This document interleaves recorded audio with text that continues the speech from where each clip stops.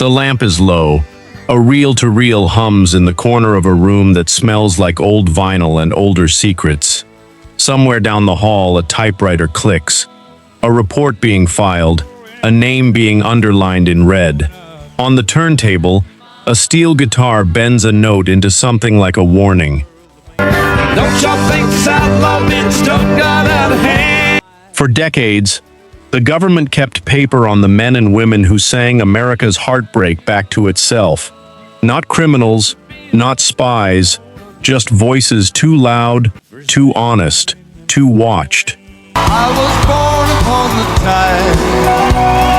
tide. Subscribe now, because by the time we reach the top of this list, you'll understand why one Tennessee legend's file outlasted the men who opened it. From a family meek and mild, my mama sing. The countdown begins now. Bacon and we took the little beans and we caught the bloody British in a town in New. Number 10. Johnny Horton, The Battle of New Orleans. Picture a radio booth in 1959. Cigarette smoke curling under a single bulb. A stack of 45s on the console. And under the desk, an envelope that was never supposed to exist. Johnny Horton's The Battle of New Orleans is spinning in heavy rotation that year, part of the wave of chart-topping country hits whose meteoric rise made industry insiders start asking questions once Payola rumors began to surface. This is the sound of country radio before anyone in Washington decided to look closer. As many as there was a while ago, we fired once more and they began. By the end of the decade, Congress had turned its full attention to the record business, and what investigators found inside Nashville's promotion machine was not a conspiracy of outlaws. It was ordinary men doing what the industry had quietly normalized for years. Disc jockeys were receiving cash, liquor, even furniture in exchange for spins. Record men were buying airplay the way other businessmen bought advertising space. Except this business ran on secrecy instead of receipts. Didn't say a thing. We fired our guns and the British kept coming. The Federal Communications Commission and a Senate subcommittee didn't chase a single villain. They chased a system, and the system fought back by hiding its books. Some of the biggest country hits of the era, the ones fans believed had simply caught fire on the airwaves, had in truth been pushed there by money-changing hands in parking lots and back offices. Down the Mississippi to the Gulf of Mexico. What makes this story ache, decades later, is how ordinary it all felt to the people living it. The DJs weren't gangsters. They were underpaid tastemakers in an industry that offered them nothing else, so they took what was offered and called it a bonus. Careers ended overnight once the hearings made headlines. Trip along with Colonel Jackson down the mighty Mississippi. We took a little. The federal investigation that cracked open the Payola scandal didn't target the artists whose songs were being bought onto the airwaves at all. It targeted the invisible hands beneath them, which means an unknown number of country classics that fans still consider organic hits were, in cold administrative language, purchased chart positions. Nobody has ever released a full list. Somewhere in a federal archive, the truth about which songs were real and which were rigged is still sitting in a folder, unopened for the public. And we fought another round. We filled his head with cannonballs and powdered his behind. The next name on this list didn't need anyone to buy his airplay. He needed the government to stop reading his mail. Number 9. Elvis Presley, Heartbreak Hotel, Colonel Tom Parker's hidden passport. There's a photograph fans have seen 1,000 times. The heavyset manager in the pale suit, standing just behind Elvis Presley's shoulder, always in frame, never quite the center of it. What almost nobody in that photograph's audience knew was that the man standing there might not have legally existed in the country he claimed as home. Colonel Tom Parker was, by every document later uncovered by journalists and biographers, born Andreas Cornelis van Koyk in the Netherlands. He arrived in the United States without the paperwork that would have made him a legal citizen, and he spent the rest of his life building a fortress of mythology around a past that could not survive scrutiny. He invented a military title. He invented a hometown. He became, in the truest sense, a man on the run from his own biography. This is why Elvis Presley, one of the most famous entertainers who ever lived, never once performed outside North America.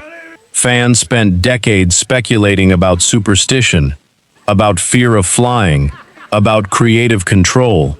The quieter, sadder explanation biographers have pieced together is that Parker could not risk leaving the country, because leaving meant a border crossing, and a border crossing meant a passport, and a passport meant paperwork attached to a name that had never been properly filed with immigration authorities.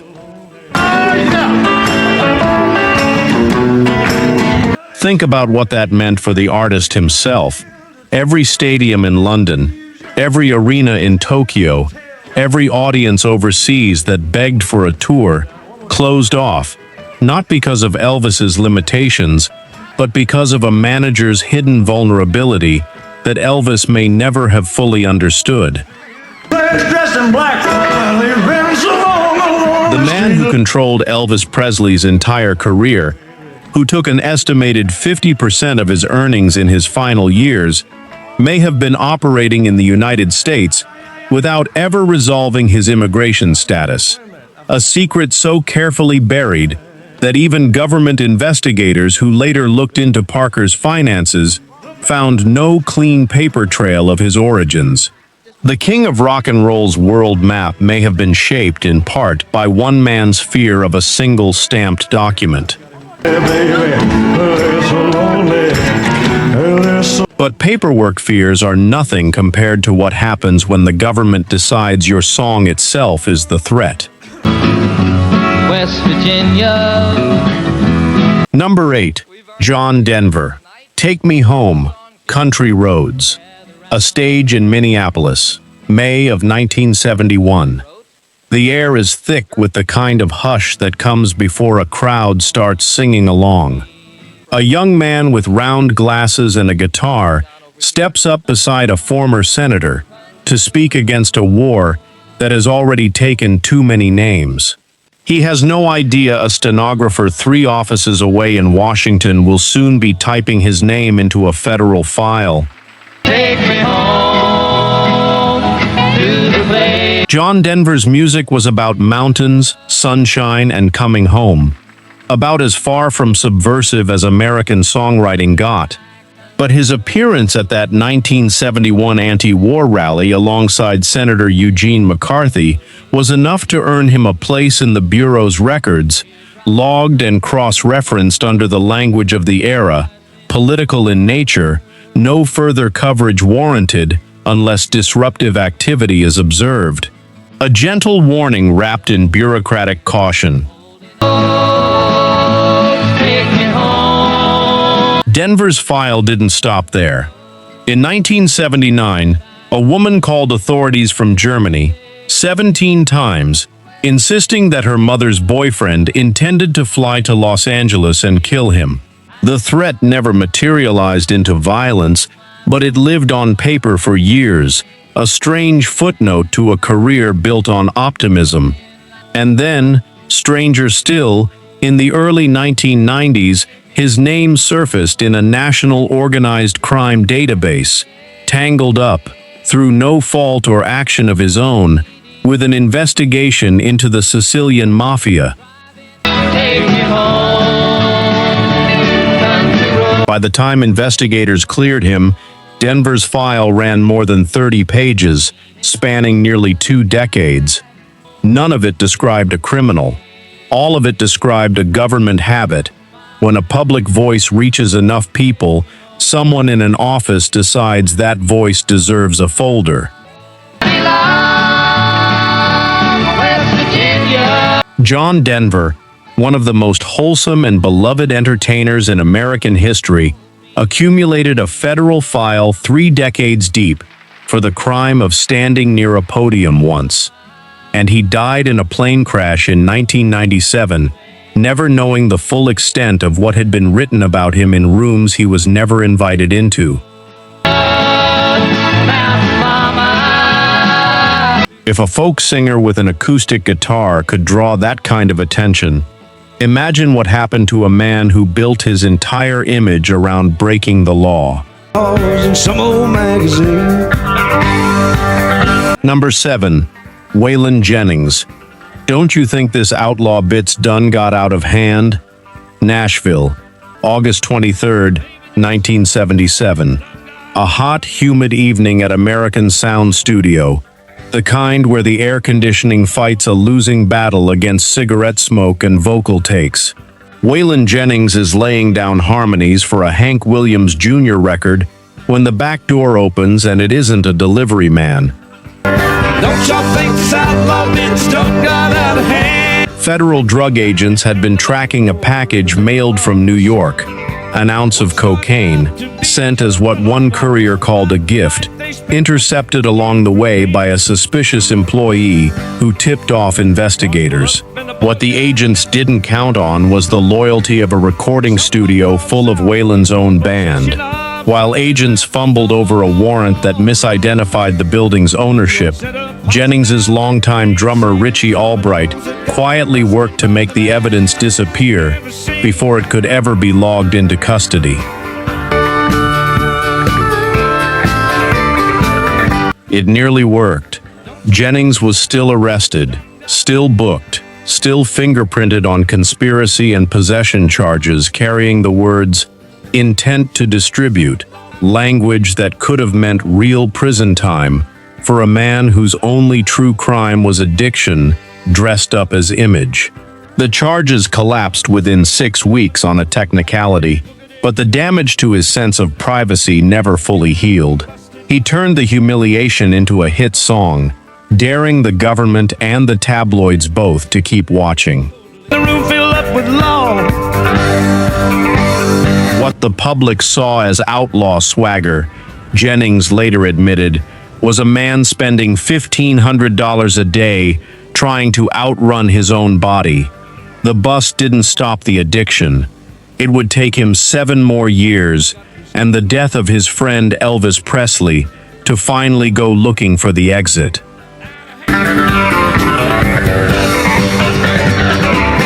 The same year Waylon Jennings was raided by federal agents in a Nashville studio, he had recently been named an honorary police chief in that same city.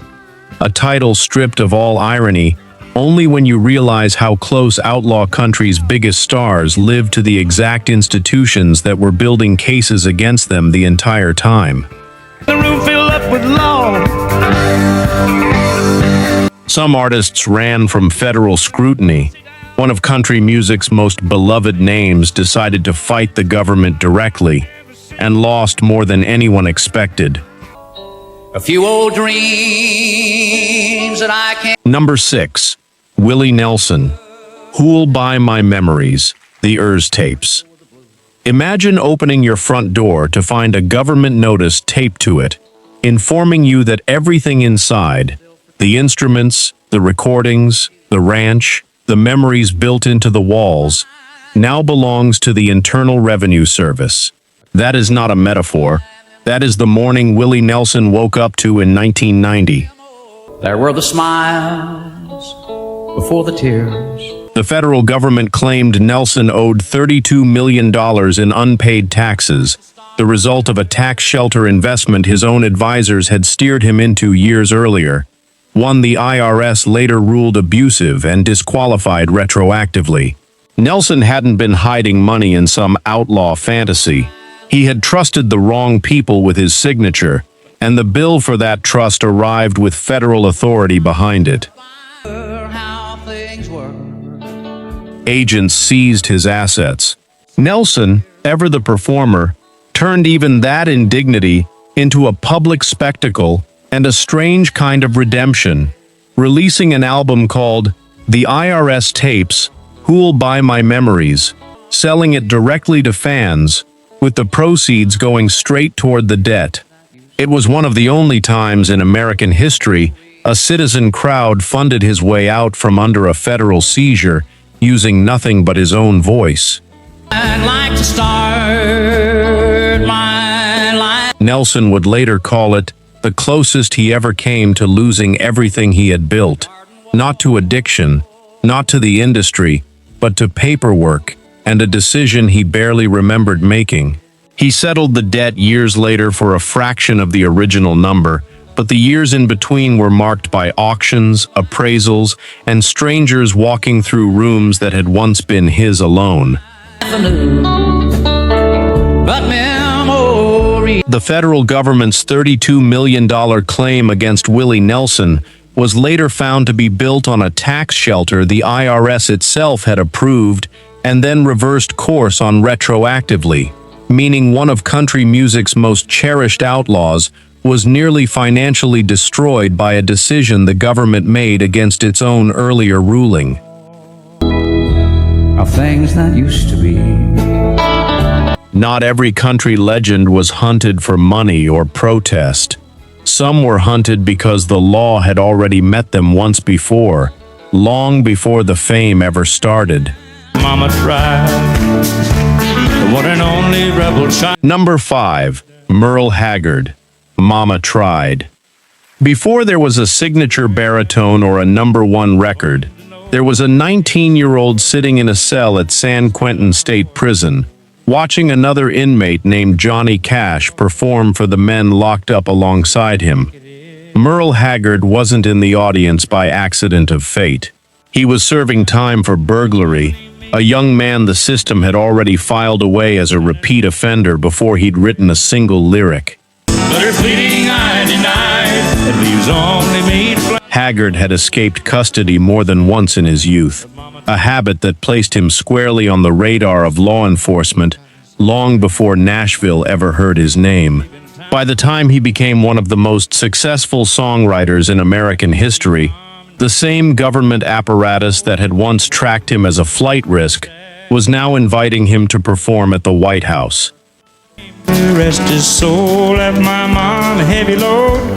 Richard Nixon pardoned Haggard's earlier convictions in 1972, an extraordinary reversal that placed a former convict in the same room as the President of the United States, singing songs about the very working-class anger that law enforcement had once used to justify locking him up in the first place. Mama Tried, the song that turned his own prison sentence into one of country music's most enduring confessions, became the anthem of a man forgiven by the very system that once locked the door on him. I turned 21 in prison, doing life without. The irony sat uneasily with Haggard for the rest of his life. He would later admit the song was partly satire, partly sincere, and entirely more complicated than the politicians who embraced it ever wanted to admit.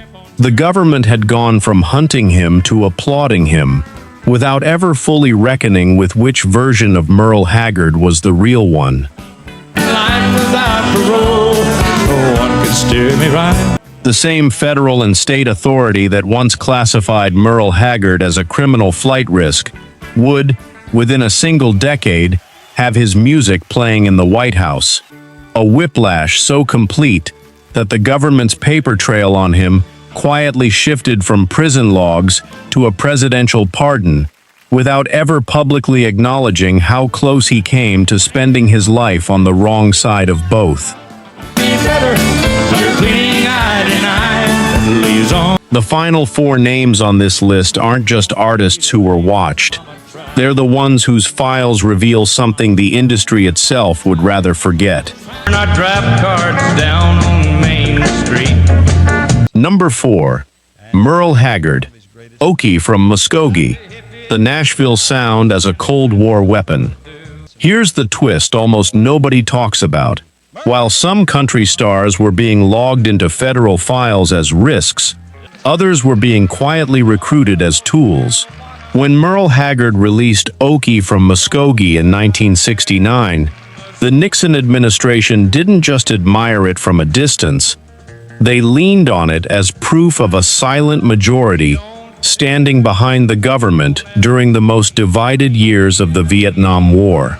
During the Cold War, the United States government understood something the FBI's surveillance division never seemed to grasp about country music. It wasn't a threat to be monitored.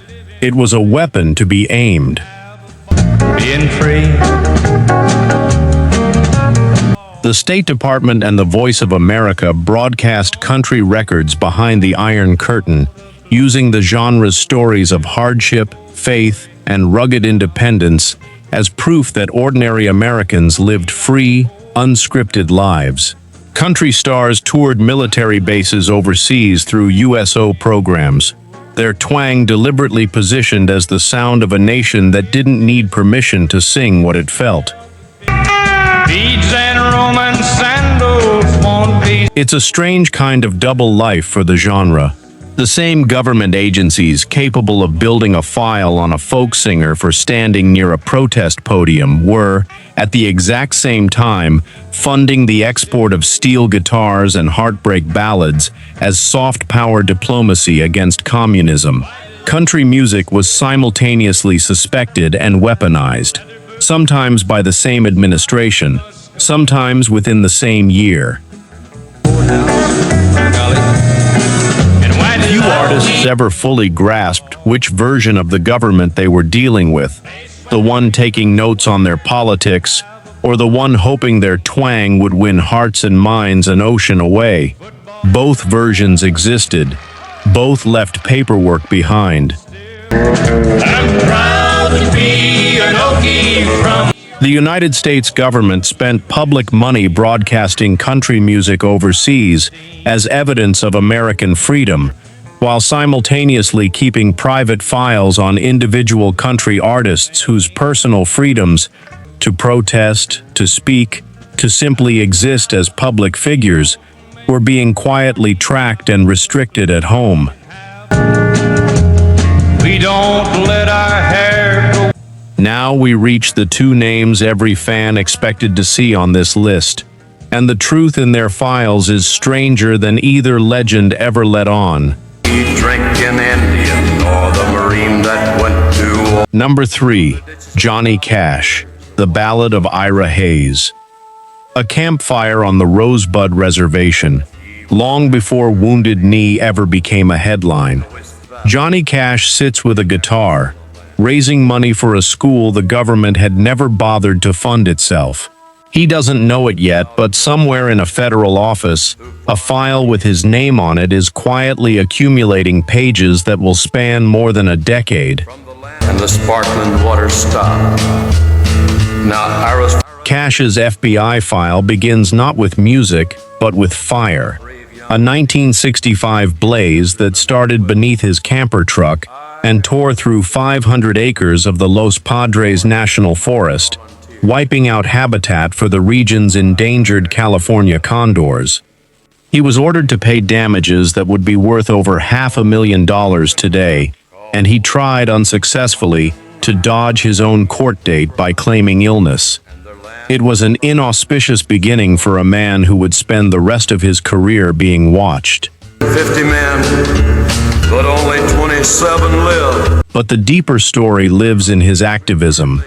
Cash's outspoken support for Native American causes, the Bitter Tears album, the benefit concerts, his friendship with musicians and activists calling for the release of imprisoned leaders, placed him in proximity to a cause the federal government was actively surveilling through other channels, including its long documented campaign against the American Indian movement. Cash was never formally investigated as a subversive. He didn't need to be. His name simply appeared in the paperwork of a decade when speaking up for the forgotten was itself enough to earn a mention. I'm drunken Ira Hayes, he will answer any. Layered underneath all of it were years of anonymous threats against his family. Strange letters, coded messages, one bizarre computer printout wishing the Cash household a Merry Christmas over and over, obsessively. that agents treated as potentially sinister simply because they didn't understand what they were looking at. The man in black spent years fielding fear that had nothing to do with fame and everything to do with living life as a public target. He won't answer anymore. Not the whiskey. Johnny Cash's FBI file spans nearly 2 decades, from 1965 to 1982, and reveals a man who was never accused of a real crime against the state, only ever the collateral subject of an agency that treated forest fires, fan mail, and friendship with activists as 3 equally worthy reasons to keep a folder open on the most trusted voice in American music. Call him drunken Ira Hayes. And now, the file that started this entire investigation, the one artist whose fame made the federal government nervous before he'd even finished becoming famous. I was a highwayman. Number 2, the Highwaymen. Highwaymen, the activist network. The FBI tracked. It's easy to think of country music's federal surveillance as isolated incidents. One artist here, one folk singer there. But the deeper you dig, the more it looks like a web. And at the center of that web sat a coalition of celebrities the Bureau had been watching for decades before Nashville ever entered the picture. Years before Johnny Cash, Willie Nelson, Waylon Jennings, and Kris Kristofferson ever sang Highwaymen together as a supergroup, 3 of those 4 men were already tangled up in overlapping federal paperwork. Proof that their eventual alliance on stage had roots in something far less glamorous than a chart-topping harmony. That knows no sound, but I'm still. When Johnny Cash stood alongside Kris Kristofferson and Willie Nelson calling for the release of a jailed Native American activist, he was stepping into a network the FBI had already spent years building files on. One that included non-country figures like Marlon Brando, whose own surveillance file had grown past 100 pages for his support of native fishing rights. Cash, Nelson, and their circle weren't the origin point of federal interest. They were simply the newest names being added to a watch list that had existed since before any of them picked up a guitar with the government in mind. May simply be a single drop of rain. This is the uncomfortable truth buried inside country music's federal history. It was never really about music at all. Agents weren't listening to lyrics for coded threats. They were tracking relationships. Who stood next to whom at a rally? Who signed which letter? Who showed up at which reservation with a guitar case and a check for a school that needed one? Country stars became footnotes in files that had nothing to do with country music and everything to do with proximity. That's a harder truth to sit with than a single rogue investigation. It means the surveillance apparatus didn't discriminate by genre or fame. It simply expanded outward from any name already flagged, absorbing everyone in the frame, whether they ever said a political word in their life or simply showed up to help a friend. Baubles to my trade.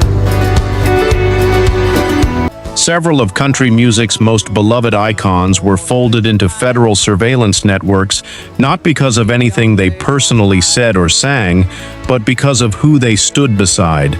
Meaning the government's own files blur the line between activism and simple loyalty, treating both as equally suspicious. And when the yards broke off, they said that I got killed. Which brings us to the file bigger than all the others combined.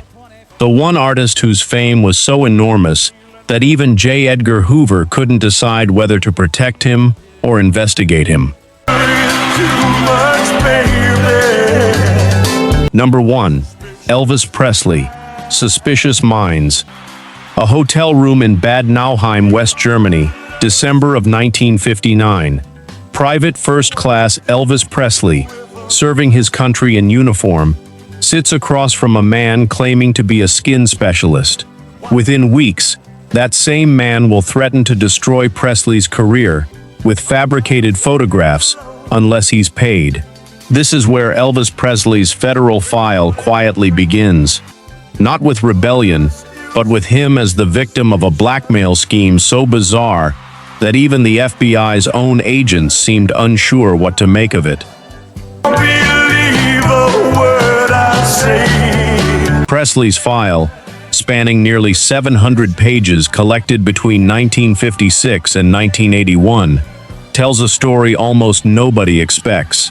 He was never formally investigated as a threat.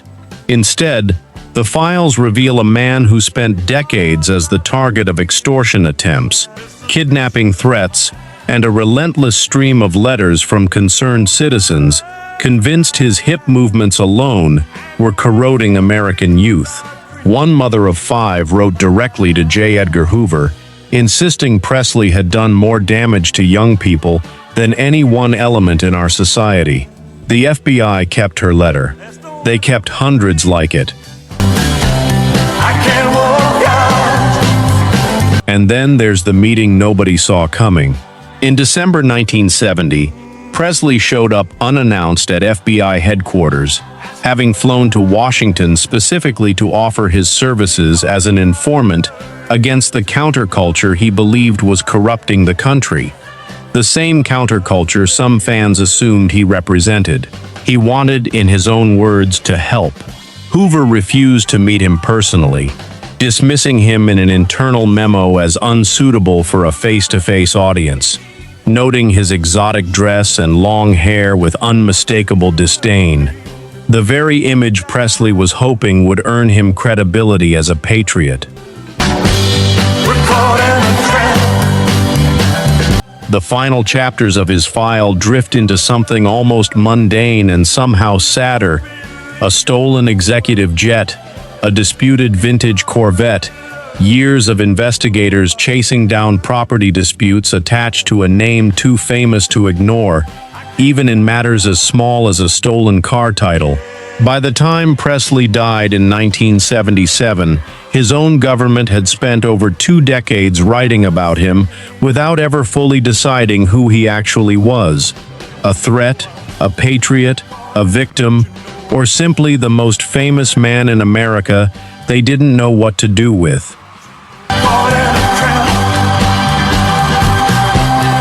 Elvis Presley personally traveled to FBI headquarters, begging to be taken seriously as a defender of the very institutions some believed his music had undermined, and J. Edgar Hoover refused to even shake his hand, meaning the king of rock and roll spent his final years trying to prove his loyalty to a government that, according to its own files, was never entirely sure he wasn't the problem it should have been investigating all along. 10 files, 10 voices, all of them singing about freedom while somewhere, quietly, someone was writing down their names. Every one of these songs is a letter mailed to a future none of these artists could have predicted, sealed in fame, opened decades later by strangers with clearance badges. If this uncovered something you didn't expect, tell us which file surprised you most in the comments, and subscribe.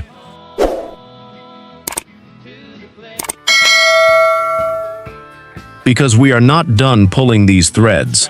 There are more folders left to open. The music never lies, even when the industry does.